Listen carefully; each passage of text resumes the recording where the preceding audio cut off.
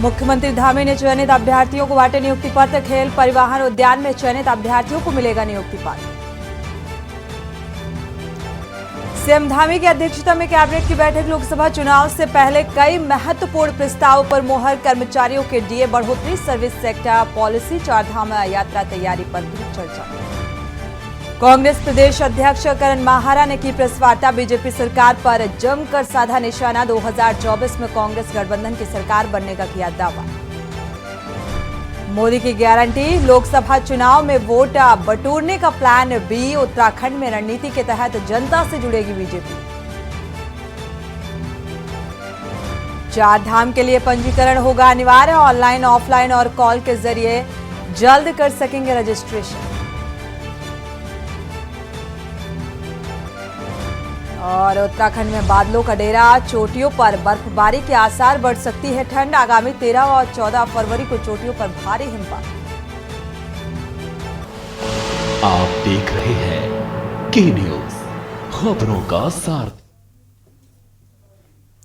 खबर उत्तराखंड के साथ मैं सोनी चौहान। खबरों की शुरुआत अहम खबर के साथ। उत्तराखंड में आंगनबाड़ी कार्यकर्त्रियों पिछले कई महीने से लगातार धरना प्रदर्शन कर रही हैं, रैली निकाल रही हैं और आंगनबाड़ी कार्यकर्त्रियों की मांग है कि उन्हें 18,000 का मानदेय दिया जाए, उन्हें राजकीय कर्मचारी घोषित किया जाए, जिसके चलते आंगनबाड़ी वर्कर्स 20 फरवरी से कार्य बहिष्कार पर हैं। देखिए ये रिपोर्ट। लगातार हो रहे धरना प्रदर्शन को लेकर महिला सशक्तिकरण एवं बाल विकास मंत्री रेखा आर्य ने भी माना है कि आंगनबाड़ी कार्यकर्त्री जितनी सेवा करती हैं, उसके हिसाब से मानदेय बेहद कम है और इसे बढ़ाया जाना चाहिए। सरकार इसे बढ़ाती भी आई है। राज्य की वित्तीय स्थिति पर निर्भर करता है कि आने वाले समय में बढ़ोतरी किस स्तर पर की जाए, लेकिन हमारी मंशा बढ़ोतरी करने की है। जैसे ही वित्तीय संसाधन इसकी स्वीकृति देंगे तो इसे भी किया जाएगा। देखिए, आंगनबाड़ी बहनों से तो हमारी यही अपील है कि वह भारतीय जनता पार्टी की सरकार को 2017 से लेकर अभी तक वो देख रही हैं। मुझे भी वे 2017 से लेकर 2024 तक में देख रही हैं। जिस प्रकार के उनके हितों में निर्णय करे हैं, चाहे मानदेय वृद्धि को लेकर हो, चाहे समय पर वेतन आने को लेकर हो, चाहे भवन का किराया देने को लेकर हो, चाहे आंगनबाड़ी कल्याण कोष में उन धनराशि बढ़ाए जाने को लेकर हो, या आंगनबाड़ी कार्यकर्ती सम्मान पुरस्कार को बढ़ाए जाने के रूप में हो, और चाहे मिनी आंगनबाड़ी कार्यकर्तियों का उच्चीकरण हो। उत्तराखंड राज्य आंगनबाड़ी कर्मचारी संघ ने आंगनबाड़ी कार्यकर्तियों को राज्य कर्मचारी घोषित किए जाने, भविष्य निधि, ग्रेच्युटी चिकित्सा सुविधा लागू करने, सेवानिवृत्ति की आयु 60 वर्ष से बढ़ाकर 62 वर्ष करने और सेवानिवृत्ति के बाद गैर अंशदायी मासिक पेंशन दिए जाने जैसी मांगों को लेकर धरना प्रदर्शन कर रही हैं। वहीं महिला सशक्तिकरण एवं बाल विकास मंत्री ने आंगनबाड़ी कार्यकर्तियों से अपील की है कि वे सरकार पर भरोसा रखें और जिस प्रकार से उनके हित में निर्णय लिए गए हैं, चाहे वे मानदेय वृद्धि हो, वेतन समय से देने या भवन के किराया देने को संबंधित और आंगनबाड़ी कोष में धनराशि बढ़ाए जाने की बात हो और आंगनबाड़ी सम्मान पुरस्कार की राशि बढ़ाए जाने की बात हो, ऐसे ही कई ऐतिहासिक निर्णय सरकार ने किए हैं और सरकार पर भरोसा और धैर्य रखने की बेहद जरूरत है। सरकार आंगनबाड़ी कार्यकर्तियों को अहम हिस्सा मानती है और उनके लिए प्रतिबद्ध भी है। आंगनबाड़ी कार्यकर्ती जो यदि हड़ताल पर हैं या वो किसी प्रकार से भी आंदोलनरत हैं, मुख्यतः उनकी मांग राज्य कर्मचारी बनाए जाने को लेकर है। मुख्यतः उनकी मांग मानदेय में 17,000 से 27,000 तक किए जाने की है। चूंकि मैंने ये बात अभी मंच के माध्यम से, भाषण के माध्यम से कहा है कि वाकई वो जितनी सेवा करती हैं उसके बराबर बेशक हमारा मानदेय बहुत कम है, मैं भी इस बात को स्वीकार करती हूं और इसको बढ़ाया जाना चाहिए और सरकार इसको बढ़ाती भी आई है, जितना धामी जी ने बढ़ाया है अपने समय में। बता दें कि राज्य में 20,067 आंगनबाड़ी केंद्र और 35,000 से अधिक आंगनबाड़ी कार्यकर्ता और सहायिका और आंगनबाड़ी कार्यकर्तियों का कहना है कि यदि उनकी मांगों एवं समस्याओं को निस्तारित नहीं किया जाता और इसके साथ ही साथ उनके निस्तारण को लेकर कदम नहीं उठाए जाते तो उनका कार्य बहिष्कार जारी रहेगा, जिस कारण प्रदेश में आंगनबाड़ी केंद्रों में ताली लटके हुए हैं और कामकाज पूरी तरह से बाधित हो रहा है। Special news Uttarakhand desk.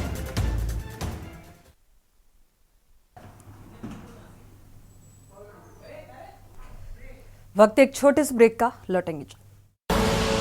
आप देख रहे हैं के न्यूज, खबरों का सारथी। ब्रेक से वापस आ रहे हैं, सीधे रुख करते हैं हरियाणा का। हरियाणा के सीएम मनोहर लाल खट्टर क्या कुछ कह रहे हैं, सुनाते हैं।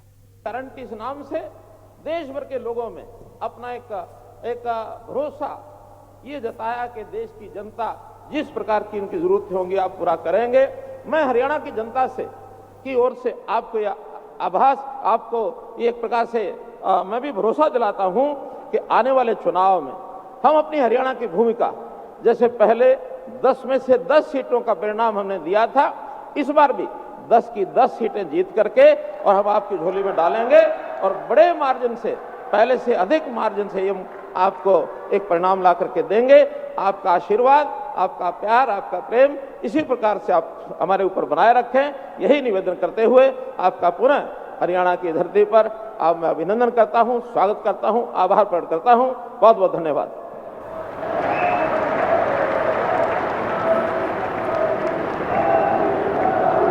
आपका बहुत बहुत आभार माननीय मुख्यमंत्री जी। राज्य सरकार के विकास। वापस लौटते हैं, उत्तराखंड की खबरों का रुख करते हैं। लोकसभा चुनाव के लिए उत्तराखंड में तमाम राजनीतिक दल तैयारियों में लगे हुए हैं। हालांकि चुनावी तैयारियों में बीजेपी अपने विरोधी दलों से तैयारियों में काफी आगे निकल गई है। विपक्षी दलों के लिए चुनावी राह काफी कठिन साबित होती जा रही है और इसके तहत इंडिया गठबंधन ने यूकेडी से दूरी बना ली है। इसके बाद यूकेडी ने अकेले लोकसभा चुनाव लड़ते हुए प्रदेश की 5 लोकसभा सीटों पर प्रत्याशी उतारने का ऐलान किया है। जल्द ही पार्टी प्रत्याशियों की घोषणा भी करने जा रही है। मुख्य विपक्षी दल कांग्रेस की बात करें तो चुनाव से पहले कांग्रेस को राज्य में बड़ा झटका लगा है।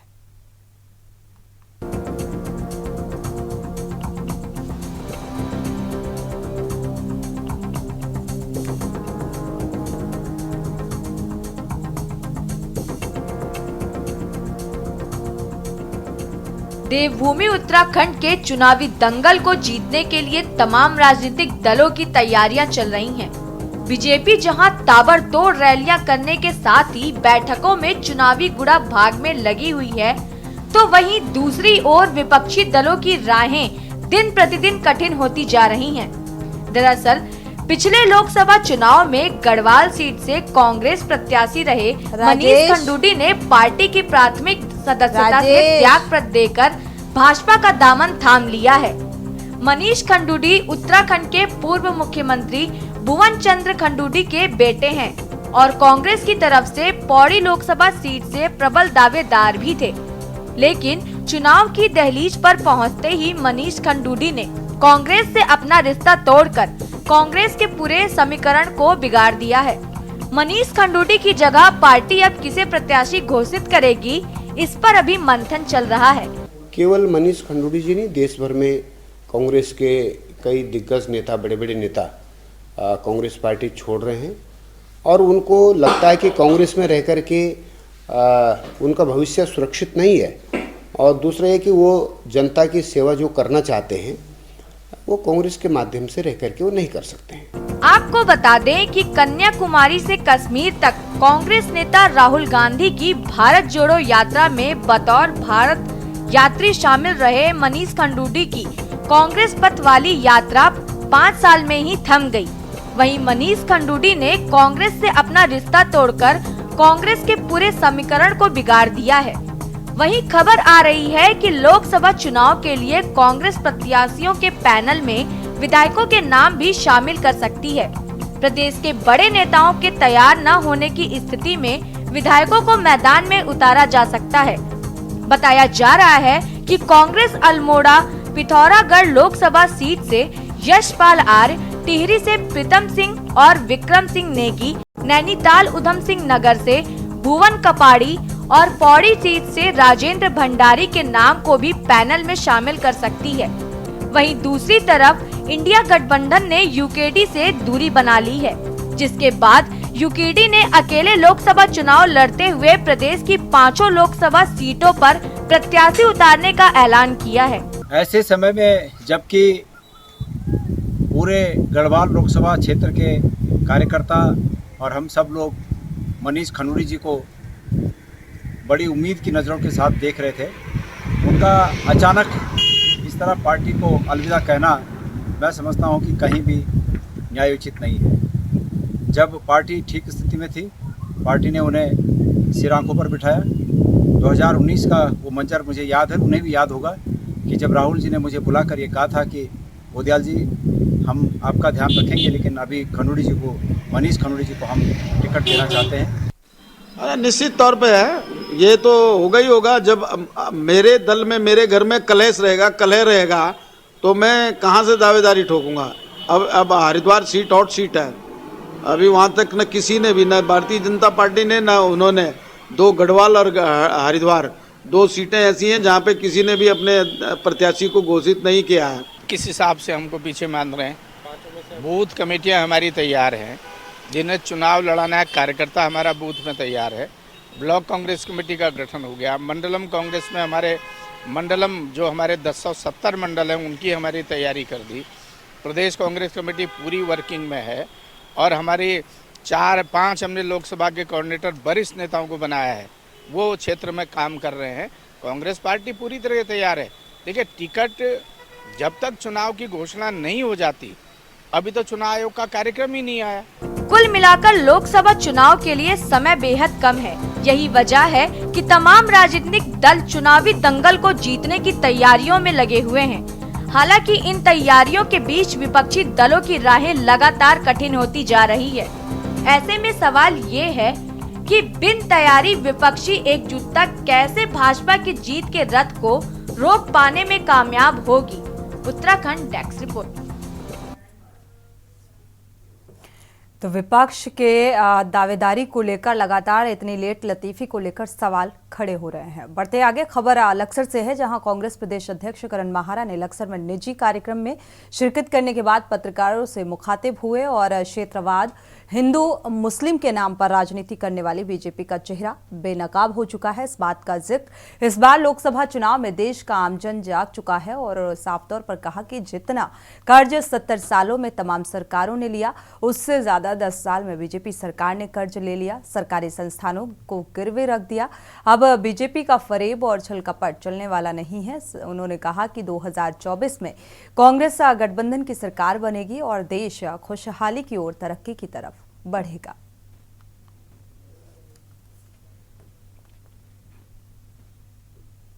कब तक आप जाति धर्म के नाम पर जीतेंगे? बड़ी मुश्किल से भारत के नीति निर्धारकों ने बड़ी मुश्किल से ये जो आपसी झगड़े थे उनको खत्म किया, छुआछूत। लेकिन एक ऐसी सरकार आई जो नाथुराम गोडसे की जय कहती है, जिसने महात्मा गांधी को मारा। तो हम कैसे उम्मीद कर सकते हैं सर? वीआईपी का नाम छिपाने के लिए सबूत तोड़ दिए जिस सरकार ने, जिस प्रशासन ने, उनसे हम क्या उम्मीद कर सकते हैं? हमारी बेटियां सुरक्षित हैं। किसान आंदोलन करते हैं, 750 किसान मर जाता है, सरकार को फर्क नहीं पड़ता। एक किसान की बेटी मिट्टी में कुश्ती सीखती है, भारत के लिए गोल्ड मेडल लेके आती है, उसको अपनी कुश्ती छोड़नी पड़ती है। और बीजेपी के प्रधानमंत्री को अपना सांसद प्यारा होता है, वो बेटी प्यारी नहीं होती, उसकी कुश्ती प्यारी नहीं होती। मणिपुर में सैकड़ों महिलाओं को निर्वस्त्र करके घुमाया गया, मारा गया। हमारा प्रधानमंत्री वहाँ नहीं जाता, जबकि हम सब उसके परिवार हैं। ये भारत का एक एक अंग, एक एक राज्य उसका परिवार है। से है, जहां उत्तराखंड एसटीएफ को बड़ी कामयाबी हासिल हुई है। 2021 के पेपर लीक प्रकरण स्नातक स्तरीय परीक्षा में पेपर लीक के 47वें आरोपी को एसटीएफ ने उत्तर प्रदेश के अलीगढ़ से गिरफ्तार कर लिया है और इसको लेकर एसटीएफ एसपी चंद्र मोहन सिंह ने बताया कि आरोपी कसान खान लंबे समय से फरार चल रहा था और इसके चलते उस पर 50,000 का इनाम घोषित किया गया था। बीते 7 दिनों में लगातार छापेमारी कर एसटीएफ की टीम ने आरोपी को गिरफ्तार कर लिया है, जेल भेज दिया गया है।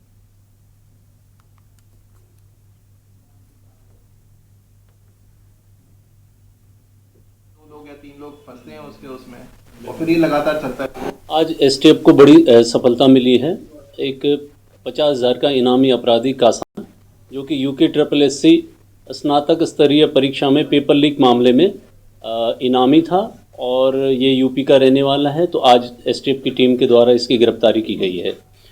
इसका जो रोल था, इसमें जो राजेश चौहान है, जो ओनर था जो प्रिंटिंग प्रेस का, उसका एक कर्मचारी था, प्रेस में काम करता था और इसके द्वारा जो परीक्षा का पेपर था वो अन्य अभियुक्तों को निकाल कर दे दिया गया था। इसकी गिरफ्तारी के लगातार एसटीएफ के द्वारा प्रयास किए जा रहे थे।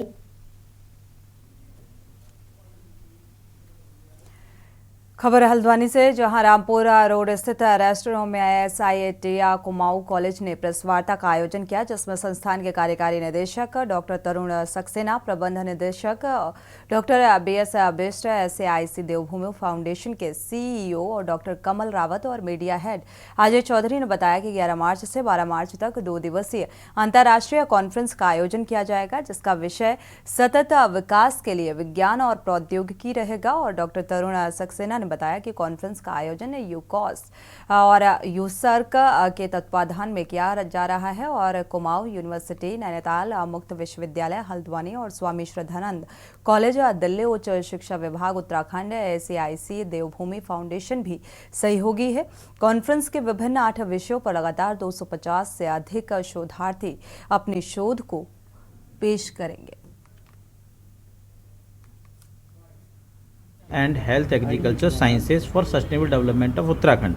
एक्चुअली इसका मुख्य उद्देश्य है कि जो अभी करंट में इमर्जिंग ट्रेंड्स हैं, जो डिफरेंट सेक्टर्स में physics, chemistry, mathematics, health sciences और अलग एग्रीकल्चर साइंसेज में जो भी हमारी वर्तमान में रिसर्च हो रही हैं, उन रिसर्च के जो आउटपुट्स हैं, आउटकम्स आ रहे हैं, उनका यूज़ करके हम उत्तराखंड के इकोनॉमिक मॉडल को कैसे डेवलप कर सकते हैं और उत्तराखंड के विकास में उन टेक्नोलॉजी का कैसे यूज़ किया जा सकता है। इस पर यहाँ पर करीब 38 डिफरेंट कंट्रीज़ और अपने इंडिया से पार्टिसिपेट करेंगे, जिसमें 8 स्पीकर्स हमारे अंतर्राष्ट्रीय हैं, जो south Africa, Muscat, Oman, US, Germany, UK और चाइना से यहाँ प्रतिभाग करेंगे।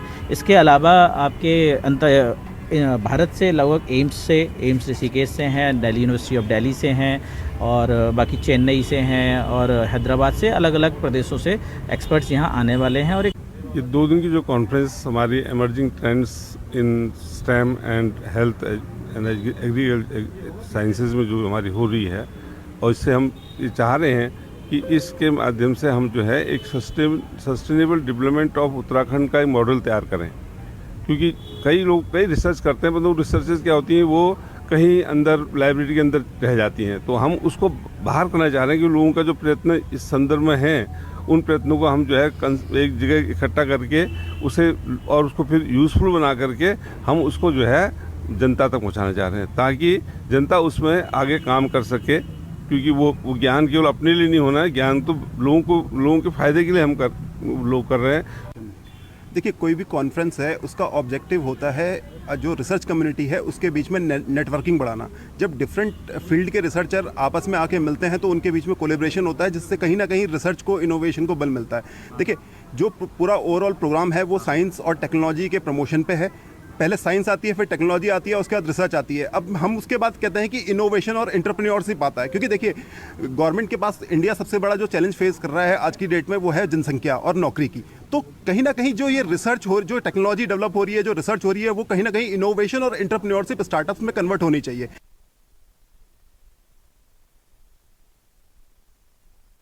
कुछ कह रहे हैं, सुनते हैं।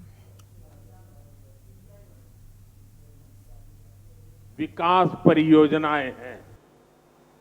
आज जो लोकार्पण हुआ है उसमें राजस्थान में अमृतसर भटिंडा जामनगर कॉरिडोर की लंबाई 540 किलोमीटर तक बढ़ाई जाएगी। बेंगलुरु रिंग रोड के विकास के वहां ट्रैफिक की मुश्किलें काफी मात्रा में कम होगी। मैं पूरब से पश्चिम, उत्तर से दक्षिण सभी राज्यों के करोड़ों करोड़ों नागरिकों को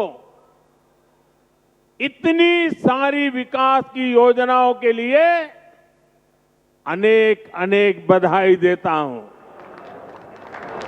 साथियों, समस्या और संभावना में केवल सोच का फर्क होता है और समस्याओं को संभावनाओं में बदल देना, ये मोदी की गारंटी है।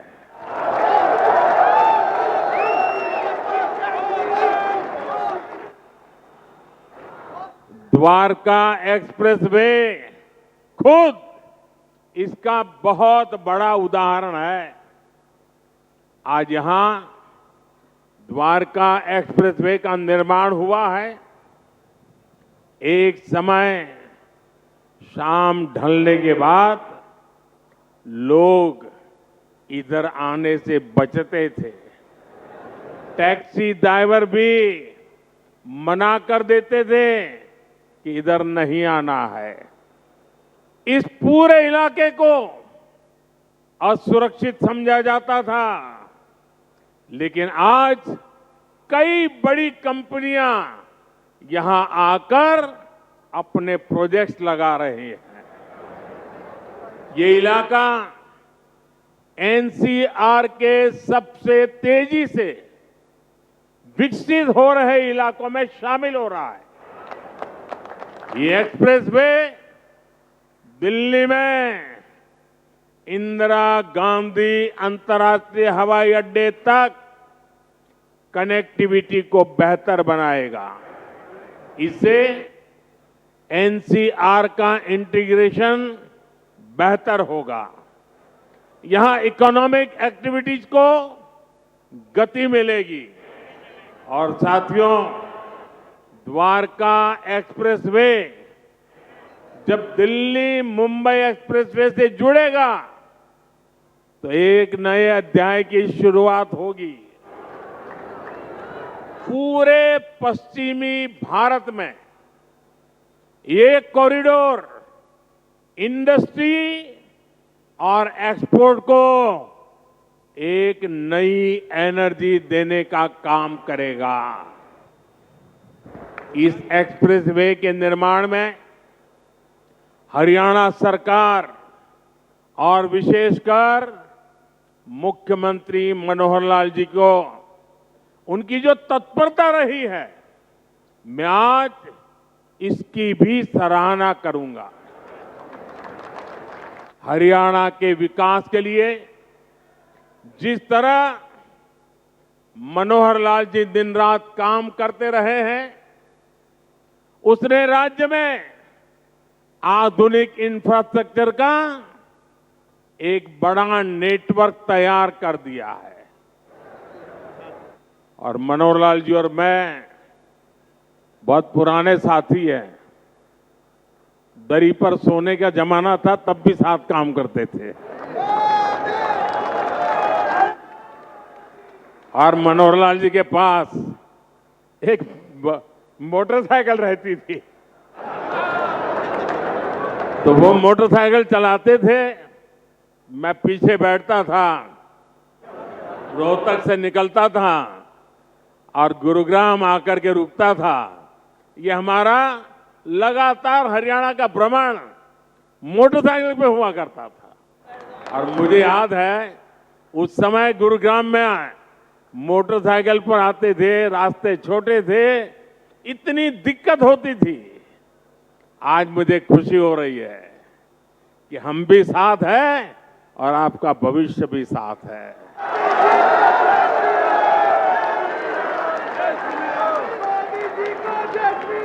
विकसित हरियाणा, विकसित भारत के मूल मंत्र को हरियाणा की राज्य सरकार मनोहर जी के नेतृत्व में निरंतर सशक्त कर रही है। साथियों, 21वीं सदी का भारत बड़े विजन का भारत है। ये बड़े लक्ष्यों का भारत है। आज का भारत प्रगति की रफ्तार से कोई समझौता नहीं कर सकता। और आप लोगों ने अब मुझे भली भांति जाना भी है, पहचाना भी है, समझा भी है। आपने देखा होगा, न मैं छोटा सोच सकता हूं, न मैं मामूली सपने देखता हूं, न ही मैं मामूली संकल्प करता हूं। मुझे जो भी करना है विराट चाहिए, विशाल चाहिए, तेज गति से चाहिए। इसलिए कि मुझे 2047 में हिंदुस्तान को विकसित भारत के रूप में देखना है दोस्तों। आपके बच्चों के उज्जवल भविष्य के लिए जी जान से जुटे रहना है जी।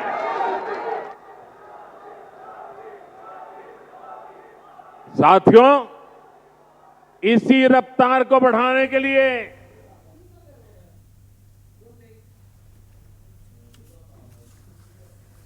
तो गुरुग्राम से प्रधानमंत्री नरेंद्र मोदी को सुन पा रहे थे। एनएचआई परियोजना का लोकार्पण करने के लिए पहुंचे हुए थे। इसी के साथ खबर उत्तराखंड में फिलहाल बस इतना ही। आगे खबरों के लिए आप देखते रहिए के न्यूज इंडिया। आप देख रहे हैं के न्यूज, खबरों का सारथी।